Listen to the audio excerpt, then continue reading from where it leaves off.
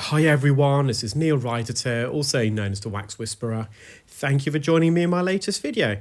We have here a patient who attended with a really severe bilateral earwax impaction, and it was their right ear that was the worst ear out of the two. And I actually performed the right ear procedure first, but for the purposes of this video, I'm showing you their left ear. And that's just because the right ear is quite a long procedure, and I thought if I show you the left one first, it will just warm you up nicely for their right ear. So just to give you a bit of a case history, this patient has been suffering from their wax impaction for several weeks now, and they've had previous attempts elsewhere of having microsuction performed to remove this. And they came to me in a bit of desperation, truth be told. They just weren't sure whether I would be able to remove this. They were recommended by a friend of theirs who watches one of my videos, and they travelled to the clinic to see what I can do. Not only were they suffering from severely reduced hearing and also otalgia, so ear pain in their right ear, but they were also suffering from vertigo. So vertigo is a sensation of the room spinning around you or you spinning around the room. There's many reasons why people suffer from vertigo, and sometimes, quite often, it's a process of elimination.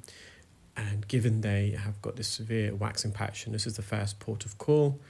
The patient's now going to monitor their vertigo, and if they're still struggling with that, I've advised them to contact myself so I can write to their GP.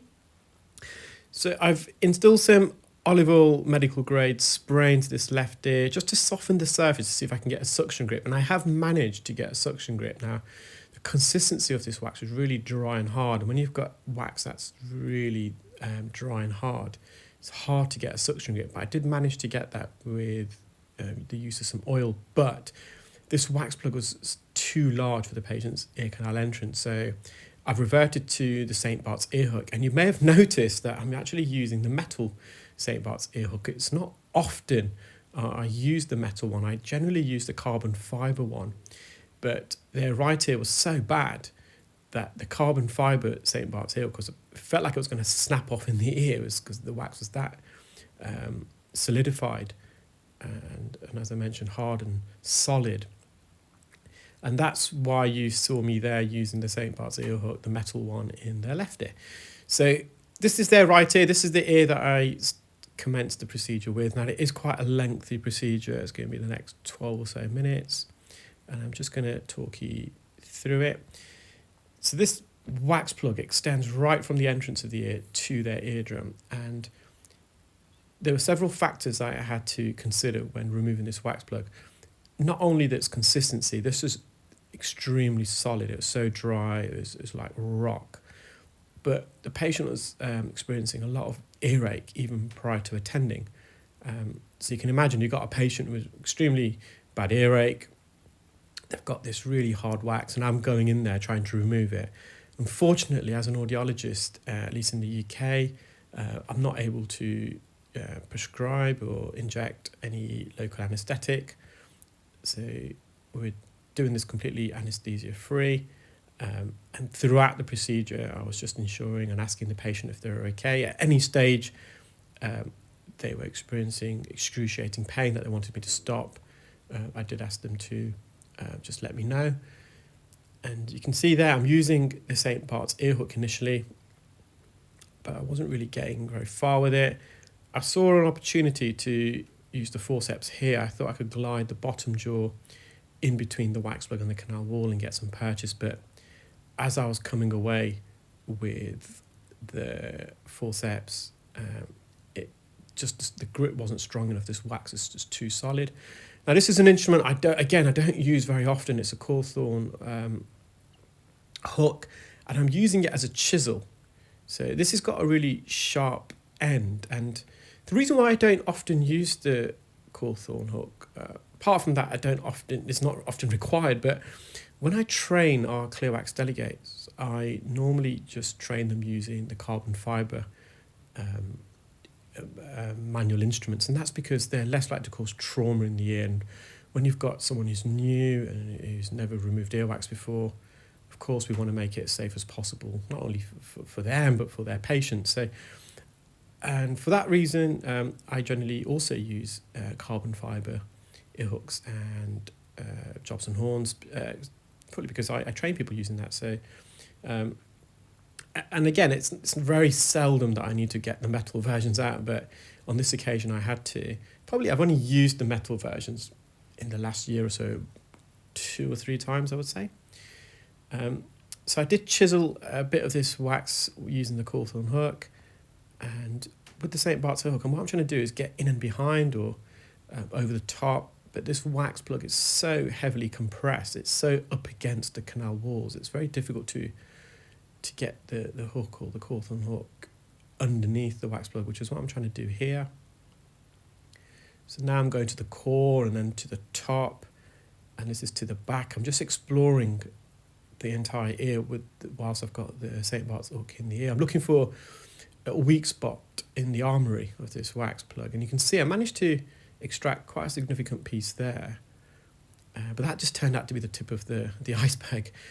And now that I chiseled that outer layer out, you can see that core is full of a lot of matted hairs.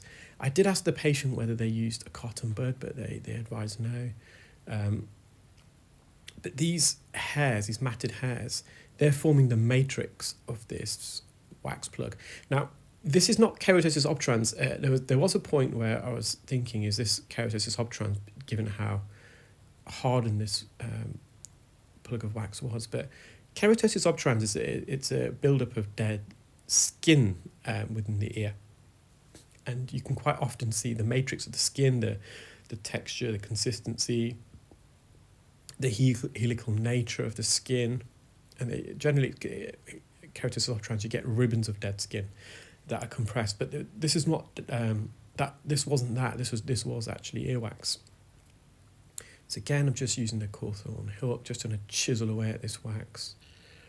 And every piece I removed, there was a lot of matted hairs in there, which can make it, of course, a lot more tricky. So we're probably about a third of the way in at the moment. With the Cawthorn hook, you've got to be extra cautious because that tip is extremely sharp, and the last thing I want to do is make contact with that tip against the canal wall or indeed the eardrum, because we could do some serious damage.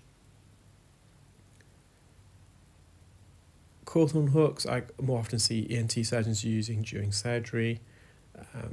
I think I've used it once or twice before during earwax removal procedures, but it's something that I wouldn't use unless I really, really have to. So I'm using the combination of the St. Bart's ear hook and also the Cawthorn hook. And every time I'm going in there, I'm managing to chisel some of this wax out. And we are literally chiseling this. In an ideal world, I want to get in and behind this wax plug, rotate the hook, and just extract it, but it's just not possible. It's just too solid a piece. And I can understand why, when the patient had this attempted to remove on 2 previous occasions, why the specialist struggled in doing so. There's no chance, however, of removing this with microsuction. This patient has been using earwax drops for a while, but as you can see, it's not really had much of an impact. So with this, you would have to use mechanical instrumentation to remove. So I'm just gliding in on the anterior canal wall there, trying to separate that wax plug from the front part of the ear canal. And then I'm going to the back and I'm just trying to maneuver this away and out of the ear. And this is where it's critical that you know the patient's ear anatomy, because quite often the hook is embedded into the core of the wax. So you're going to have to then extract this hook without fully visualizing the tip of it. And so that's when you need to know the ear anatomy and the architecture of the individual's own ear canal, so you can safely extract the instrument without grazing against the canal walls. So we've probably got the outer half out now, so we're just halfway through this right here. And I was hoping the further we get in, the softer this wax plug would be. Quite often that is the case because you have increased humidity caused by the wax plug, and it can be therefore softer as you go deeper into the ear, but it was just as hard this section. So at this stage I've just put some more olive oil spray in there just to lubricate the canal wall and just see if I can soften the surface a little bit. So again, I'm just looking for a bit of a weak spot. This patient also had a very narrow ear canal entrance, so I had to use the endoscope to stretch the ear open. And I'm just going a bit deeper now with the hook, trying to get in and behind, which I have. And I was hoping at that point, as I bring the hook out, I'm going to remove this plug in one singular piece, but the hook actually just dissected through the wax plug. But nonetheless, I have broken it up a little bit. So although I didn't remove it, I am aiding its final removal just by breaking it up to little pieces. And you can see there another substantial piece that came away.